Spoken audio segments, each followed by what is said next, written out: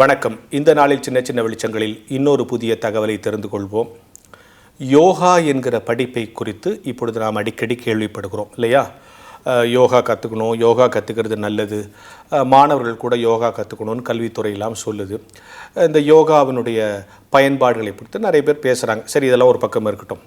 இப்போ ஒரு கேள்வி, இந்த யோகா சயின்ஸில் வருமா, ஆர்ட்ஸில் வருமா? இந்த கேள்விக்கு விடையே சொல்ல முடியாது. ஏன்னா சில பல்கலைக்கழகங்கள் இதை ஆர்ட்ஸில் கொடுக்குது, ஆர்ட்ஸில் சர்டிஃபிகேட்டாக கொடுக்குறாங்க. ஸ்போர்ட்ஸ் யூனிவர்சிட்டி மாதிரி இடங்களில் சயின்ஸில் இதை கொடுக்குறாங்க. இப்போ யோகா அறிவியலாகவும் பார்க்கப்படுகிறது, கலையாகவும் பார்க்கப்படுகிறது. யோகா ஒரு கலை என்று சொல்கிறவர்களும் உண்டு, இல்லை யோகா ஒரு அறிவியல் என்று சொல்கிறவர்களும் உண்டு. சரி, இப்போ அது பிரச்சனை இல்லை.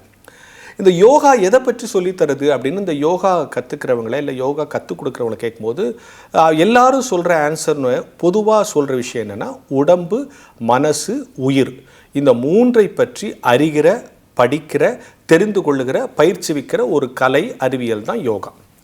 சார், இது மூணை பற்றி ஃபுல்லாக தெரிஞ்சுக்க முடியுமா? நல்லா யோசித்து பாருங்கள்.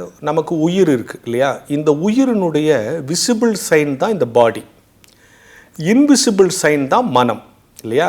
உயிரினுடைய தோற்ற அடையாளம் தான் உடம்பு, உயிரினுடைய பார்க்க முடியாத அடையாளம் தான் மனசு. உயிர் இருக்கிறவன் தானே மனசில் யோசிப்பான், செத்து போனால் யோசிக்குமா?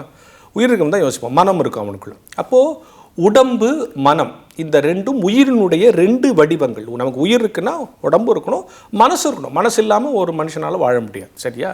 ரைட். இப்போது இந்த உடம்பு தன்னை சரியாக வைத்துக்கொள்ள, இப்போ உடம்பு உங்ககிட்ட பேசும். இந்த பாடி இஸ் ஸோ இன்டெலிஜென்ட் தெரியுமா? உங்களுக்கு நீங்கள் சித்தர்கள்ட்டெல்லாம் போய் சொன்னால் உடம்பு உனக்கு ஒரு இண்டிகேட் பண்ணும். பசிக்குதுன்னா சொல்லுதில்ல, வலிக்குதுன்னா சொல்லுதில்ல, இதை யூஸ் பண்ணாதன்னா சொல்லுதில்ல, யூஸ் பண்ணாமல் இருந்தால் அதை அடம் பிடிக்குதில்ல, என்ன நீ யூஸ் பண்ணல நான் அப்படியே இருப்பேன்ல. உடம்பு ஸோ இன்டெலிஜென்ட். உடம்பை புரிஞ்சுக்கிட்டா நோய் வராது. இது ஒரு பெரிய ஏரியா, விட்டுருங்க, அதை விட்டுருங்க. மனசு இருக்கு இல்லையா? இந்த மனசை சுத்தமாக வச்சுக்கணும். இப்போ நம்ம உடம்பை பற்றியும் மனசை பற்றியும் பொதுவாக தெரிஞ்சிக்க வேண்டிய பல விஷயங்கள் இருக்குது. கண்டிப்பாக தெரிஞ்சிக்க வேண்டிய ஒரு விஷயம் என்ன தெரியுமா? உடம்பு தினம் பழசாகிட்டே போகும், மனசு தினம் புதுசாகிட்டே போகணும். இவ்வளோதான். உடம்பு பழசாகிட்டே போகுது. அப்போ பழசாகிட்டே போகுதுன்னா அதுக்கேற்ற மாதிரி அதை நம்ம ட்ரீட் பண்ணணும். இப்போ பைக் வாங்குகிறோம், வாங்கின புதுசில் ஏற்றின மாதிரி லோடு பழைய வண்டி ஆன பிறகு இல்லைப்பா வண்டி ரொம்ப பழசாயிடுச்சுப்பா, லோடு ஏற்றாதன்னு இல்லை. இது பழசாக இதை லோடு ஏற்றக்கூடாது. நம்ம பழசாகும் உணவு பழக்கங்கள், மற்ற பழக்கங்கள் மாறணும். அப்போ டெய்லி உடம்பு பழசாகுதுங்கிறத கான்சியஸாக இருக்கணும். ஆனால் மனசு புதுசாகணும் டெய்லி. அதனால தான் இது மாதிரியான டெய்லி சிந்தனைகள்லாம் கொடுக்குறோம். சரி, இது ரெண்டும் உண்டுங்க. இப்போ இந்த மனம், இந்த உடம்பு ரெண்டும் உயிரை அறிய முடியுமா அப்படின்னா, இந்த மனசு என்ன பண்ணும்?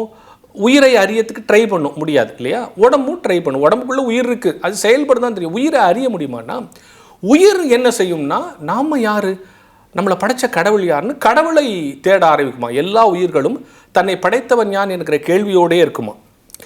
அப்போ படைத்தவனை பார்க்க முடியுமா அப்படின்னு சொல்லிட்டு இந்த கட்டுரை, ஒரு கட்டுரையில் இதெல்லாம் வருது. கடைசியில் சொல்கிறாங்க, அருமையான ஸ்டேட்மெண்ட், இதான் எனக்கு ரொம்ப பிடிச்சது. இந்த உலகத்தில் நீ கண்களால் பார்ப்பது எல்லாம் நிலையற்றது. கண்களால் நீ பார்க்குறதெல்லாம் நிலையற்றது. ஒரு நிமிஷம் அந்த வரியில் நான் அப்படின்னு எவ்வளோ உண்மை இல்லை? கண்களால் பார்ப்பதெல்லாம் நிலையற்றது, ஞானத்தால் நீ பார்க்கறது மட்டும்தான் நிலையானது. அப்போது நம்ம என்ன பண்ணுறோம்? நம்ம விழிகளின் மூலமாக கடவுளை பார்க்குறோம், முயற்சி செய்கிறோம். அப்படி நீங்கள் விழிகளின் மூலம் ஒரு கடவுளை பார்த்தா அது நிலையற்றதாக இருக்கும். உன் மனதால், உன் அறிவால், உன் ஞானத்தால் அவற்றை நீ தரிசிக்க வேண்டும். இந்த உயிர் தன்னுடைய ஞானத்தால் இறைவனை தரிசிக்க வேண்டும் அப்படிங்கிற ஒரு செயல். அப்போ கண்களால் பார்க்க, நீ விசிபிளாக பார்க்கறது எல்லாமே நிலையற்றது, எல்லாமே நிலையற்றது. ஆனால் ஞானத்தால் பார்க்கறது, அறிவால் பார்க்கறது, அதில் தான் என்ன பண்ணாங்க, மூன்றாவது கண், நெற்றி கண் அப்படின்னு சொல்கிறதெல்லாம் ஒரு குறியீடு. அப்போது உன்னுடைய ரெண்டு கண்களால் நீ பார்க்க முடியாது, மூன்றாவது ஒரு கண், அந்த கண் ஞானத்தின் கண்ணாக, அறிவின் கண்ணாக இருக்கும். அது மூலமாகத்தான் உயிரை படைத்தவனை நீ உணர்ந்து கொள்ள முடியும் அப்படின்னு சொல்கிறாங்க. இதெல்லாம் யோகா தொடர்பான செய்திகளில் வருது. அப்போது யோகா என்பது சொல்வது என்னென்னா, உடம்பை பத்திரமா வச்சுக்கணும், மனசை சுத்தமாக வச்சுக்கணும். இது ரெண்டும் சுத்தமாக வச்சுக்கிட்டு ஞானத்தால், இந்த உயிர் ஞானத்தால் இறைவனை தரிசிக்கிற ஒரு முயற்சி அப்படின்னு சொல்கிறாங்க. அப்போது இதில் இந்த யோகா கலையா, அறிவியலா, இது சரியா தப்பா அதெல்லாம் விட்டுருங்க. உடம்பை சுத்தமாக வச்சுக்கணும், மனசை சுத்தமாக வச்சுக்கணும், என் உயிர் எப்பொழுதும் கடவுளையே நோக்கியே இருக்கணும். இதுதான் இவற்றிலிருந்து நாம் கற்றுக்கொள்கிற பாடம் என்கிற ஞான வெளிச்சத்தோடு இந்த நாளை தொடங்குவோம்.